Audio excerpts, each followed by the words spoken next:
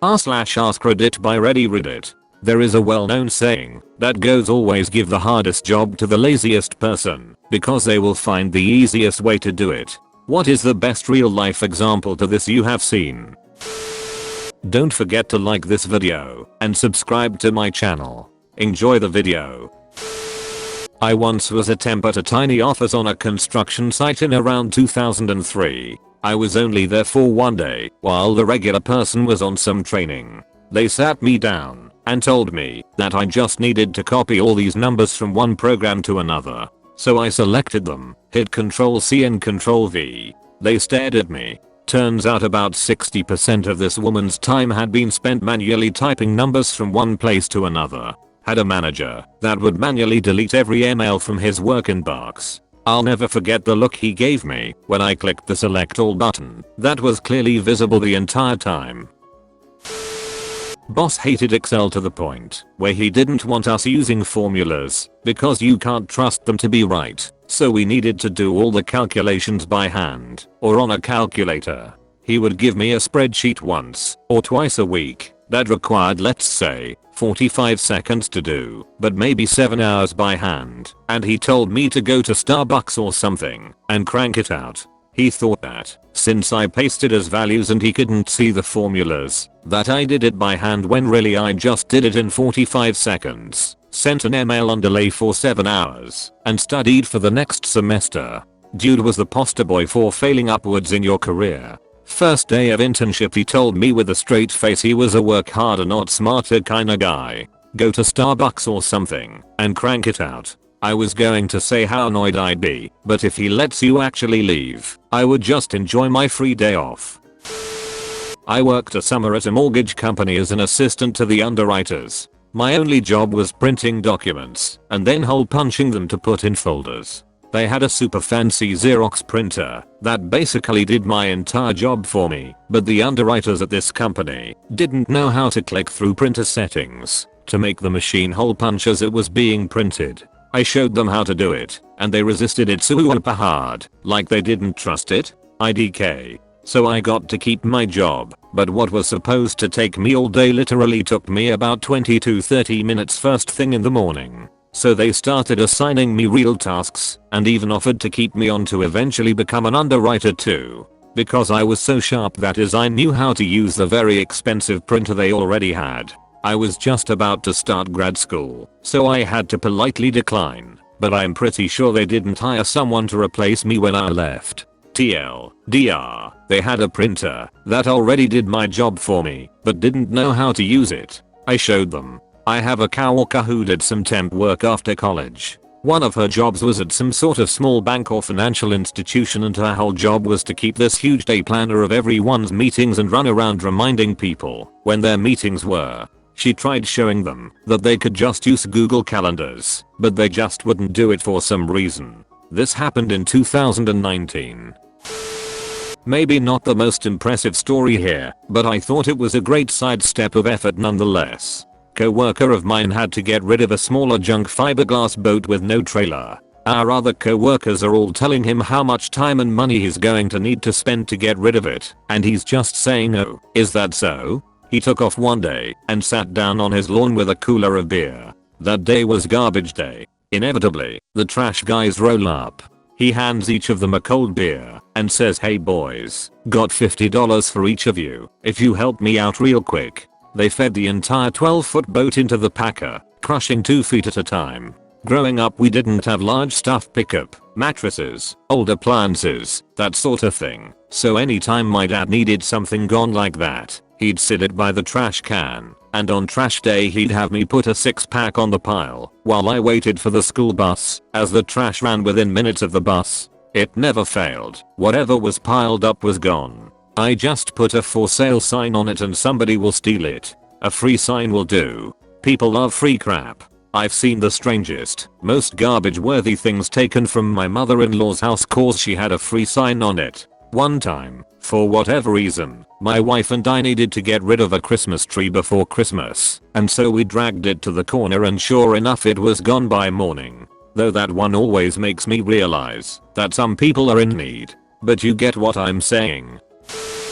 I used to process HSA, health savings account, claims, around 10 plus years ago. One system we had to use back then was an old as hell terminal program that took 4 line items per page. That's it. For a usual claim, no big deal. Not too hard to keep track of things over 2 or 3 pages for a longer claim. Most fit on one. However, we had the dreaded shoebox claims. This was the person who saved up every receipt all year in a metaphorical shoebox and sent everything in once a year to empty their account. We hated them. Dozens or hundreds of line items totaling thousands of dollars. Just because you only had $500 in your HSA doesn't mean we get to stop there. If you sent in $4,000 in receipts, I got her account for it all. Totally killed your numbers for the day, and they tracked claims per hour religiously. The main issue was double checking that everything added up right when you were done entering it. At 4 items a page it took forever to tally. So, I made an Excel sheet. It was laid out so I could enter every single line, then run a macro that would calculate the needed totals and dump all the text to a text file, formatted exactly so I could select 4 items at a time and paste them directly into the terminal window from the default starting cursor position, and every field would fill in automatically. Copy, paste, next, copy, paste, next, copy, paste, next, etc etc. It easily halved my entry times with way less work. Finding any typos was much easier. I just had to look at one column organized sheet instead of scrolling through God knows how many pages of terminal text. It was great. I showed it to my manager so the rest of my team could use it. She was horrified I would use something like that, as no human was double checking as they went along. This despite demonstrable improvements to my error rates on large claims. After I started using it, she ordered me to stop using it and forbid anyone in her team from automating any part of their job at all. I kept using it for all of the 2 months I stayed there after that. I had some of the highest claim per hour numbers and lowest error rates on her team. I never developed any more tools for them. Duck her. Worked as a cashier during the holiday season back when I was 16. The supermarket was selling drinks by the boxes, and at that time, we only had barcode scanners that was at the front of the computer. No gun type scanners existed. I was lazy and didn't want to carry boxes up to the scanner. So I politely asked my customers if I could carve out the barcode from their box to scan and keep.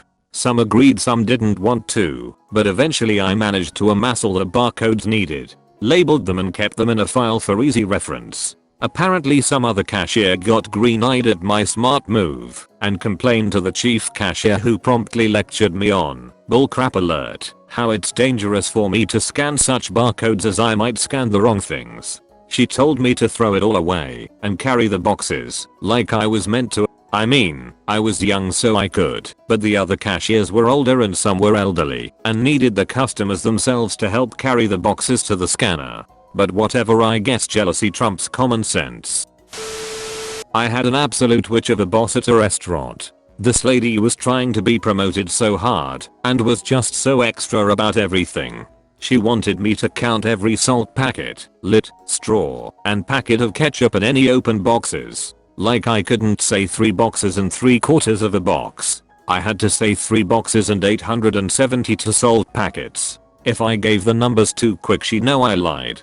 So I'd come up with reasonable sounding numbers and then spend 10 hours playing Pokemon. Eventually I left and went on to bigger and better things. Went by them all years later, and extra which was still there in the same job, lol. No wonder she never got promoted. She has no sense of economics. No one cares if you got 600 or 800 small salt packs, as they don't cost much. 10 hours of paying an employee on the other hand costs a lot. She shouldn't be in charge of anyone.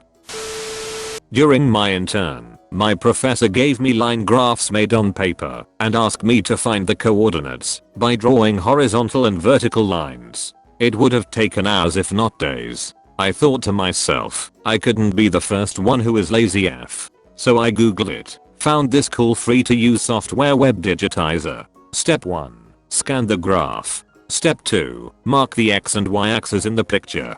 Step 3. Grab a beer cause you got the nicest MF graph that you couldn't have drawn by yourself in a million years. My professor was so happy she asked me to document the method and mail it across the entire department. Edit. I'm so sorry people for not replying earlier. I had no idea this would blow up, so I didn't bother to check Reddit at work. To answer your question, yes, I did share my original method with my professor and the entire department. 1. She was a really supportive professor and I wanted to return her favors, even if this software might have been the tiniest help to her work. 2. The original developer of this software made it available online for free. He could have made it a paid service, and believe me, researchers would have paid, because it is that good. But he kept it free for all of us to use, and it was my responsibility to share his work as much as I could. Link for those interested to try this software. Cheers to the developer, Ankit Rahaji. Thank you for watching Reddit. Don't forget to like and subscribe for more r/AskReddit videos. Share your stories in the comment section below.